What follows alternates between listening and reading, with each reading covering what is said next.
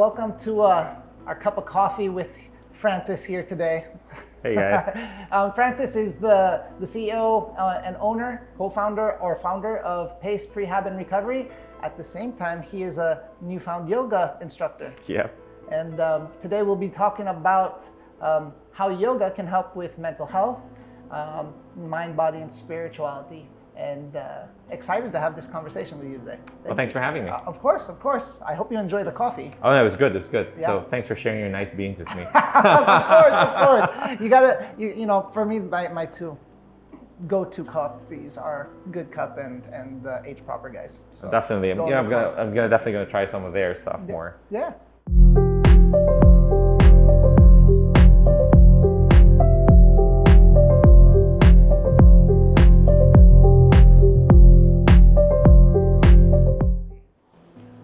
You know, it's crazy these days because, like, especially when you talk about mental health, what a lot of people don't realize is that the slightest bit of and I actually, you know, I remind people of this all the time. It's like your words cut, man. So careful what you say. Yeah. It's like you could say it in passing, like it means nothing to you, but it could like mean volumes to the person next to you, right? Yeah. And so like be aware of what you're saying. Yeah. That kind of circles back to like what we're supposed to talk about today, right? Which is like mindfulness. Yeah. It's having that sense of awareness of where you are and what you're doing and what you're saying. Yeah. And so it's always almost like slow down your speech so you can actually think about what you say rather than you make it automatic and you just like rip through somebody and you're like, oh, okay, well, you know what? It's done with. I already said it. Yeah. And that's more than enough to ruin somebody's day. There's no way to take it back once it's out there, right?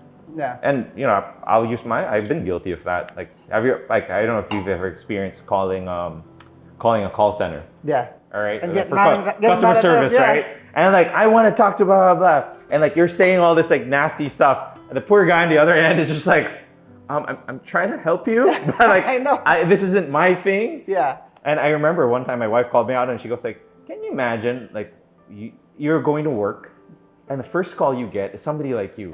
Like how much that ruins your day.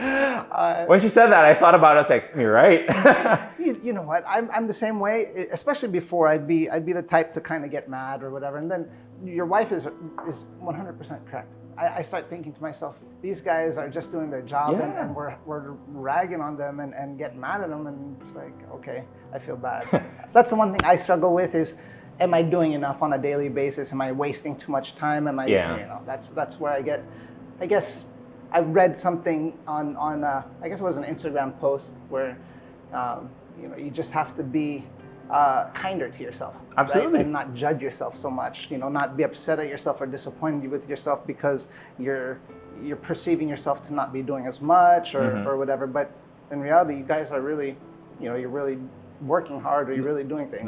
That is true. You know, we oftentimes fall into that pitfall of like thinking that in order to be successful, we have to be busy and constantly on the move and grinding. Yeah. Whereas we actually don't take the time to step back and actually enjoy the fruits of what we've done, right? Yeah. Our definition of success sometimes tends to be busy. Yeah. Rather than our definition of success is, you know, the relationships we've built around us or even just like whether it's a community or just our own family. Yeah. And so sometimes we're constantly just chasing that. And I've been guilty of it where, like, for example, this weekend was my son's birthday. I saw. Happy birthday. Thank you. He's a big boy now. He's 4 years old. I saw. And one of the things my wife and I talked about, maybe as a gift to him, was that we were less on our digital devices, less on our cell phones, less on our iPads, right? And the idea was just let's make the day about him. Yeah. And so be present for him, that's right? awesome. So our present was our presence. Yeah.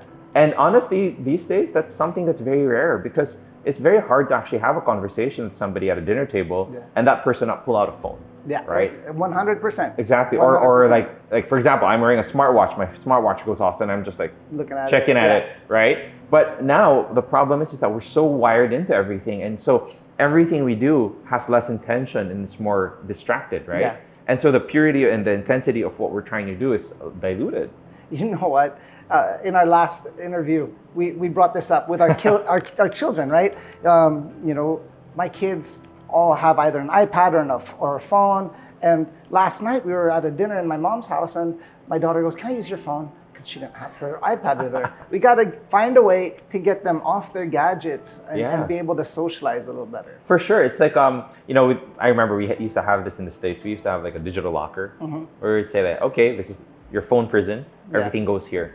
In our clinic in the States, one of the things we try to emphasize was that treatment floor, no digital devices, clients included. So I would intentionally take clients' phones. And of course, all of my staff weren't allowed to bring theirs out, but I would take clients' stuff and like put it there and say that you have to keep it here. And I understand if you're busy, but for 30 minutes, because in the States, like sessions would run for 30 minutes. For 30 minutes, it's all about you and just focus on that. I can't have you on your phone. And when we started doing that, we started noticing, of course, that people were becoming more engaged. People were having better recovery rates. People were actually doing better in general.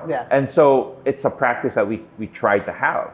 That's pretty cool. But do you ever think on the business side, conversely, they could be your marketing tool, but they're taking pictures and Instagramming while I'm here in Pace or whatever? Yes and no. One thing we do try, of course, here's the thing, right? Of course, social media is free marketing, right? You don't have to pay for it. And somebody, like for example, you could go up, put a post, and one of your friends would see it and be like, "Hey, Armand went to this place. I want to try it out." And yes, that's the one upside to it from a business perspective. But for me, I try to make it about the experience of the person for the person. And I do take the gamble. With us up at Pace, a lot of it is that we don't obligate people to like just take pictures and use their social media to broadcast what they're doing. But we try to make that experience personal to them and say, this is how we can help you. And if it did help you, then maybe you'll share that experience with somebody else. Because we don't want it to seem staged. I've seen instances where companies or providers, make it all about, and we were talking about this, like the whole lapel thing and the cracking and all of that. And it's all like bells and whistles. But then the experience itself might not be there if it wasn't staged. So I want things to be as organic as possible. And I want it to be, if you're there and you happen to be able to document something while you're there, then great. If not, then no worries. It's not about that. For me, when I'm there, Steph has all the needles in my back. I said, you know what, go ahead. Especially when the electricity's that's when you need somebody to check. You're like, all right, hang on, let me pay attention to this. It's painful as heck, but you know what? I love that pain because I know that in a couple of days I'm gonna feel great. So there's different pains for me. There's the pain when I know this sucks and it's gonna get better in a couple of days, and that's the pain I love. Or then the pain that just is a nagging pain, like my shoulder pain that just won't ever go away, right? Stuff like that. But well, see, that's an interesting thing for someone like you, right? It's because you played as a professional athlete for years, and so you being a professional athlete has put you in a very different state as many people because you are now more in tune with your body. And so that's a difference between a professional athlete and, let's say, an amateur or just a recreational one. The professional athletes know that if the slightest thing is off, oh, this is gonna throw off my game, or this is gonna put my body off. You don't just like negate and neglect this, like small niggles here and there. You want to all these little ones, because this whole area affects my legs, my knees, everything, my back. And that's why the core, my trunk, is what I always focus on. When I go to you, and I feel great afterwards. And see, that's the point, right? It's a matter of your awareness and say, okay, if I'm aware and I'm doing this, and that's why we bring it back to, for example, this whole work from home thing. Like I've been doing seminars for work from home instances, right? And one of the biggest things we're noticing is that when people are like, you can be staring at a screen, and one of the things that I don't know if you've been guilty of, but some people do, is they'll have multiple things up. When you're on a screen, you can have one cursor up here, here. Some people will have two screens and whatnot. And you can also seem distracted, and you have your phone, and so you're so wired and engaged. But the capacity of how much your brain can take in visually at one instance is only so much. So then you're like, okay, well, I'm overloaded. At the end of it, like you're just burned out, and it's almost the same as you basically trying to run a 10K or a 15K or whatnot, because it's a workout.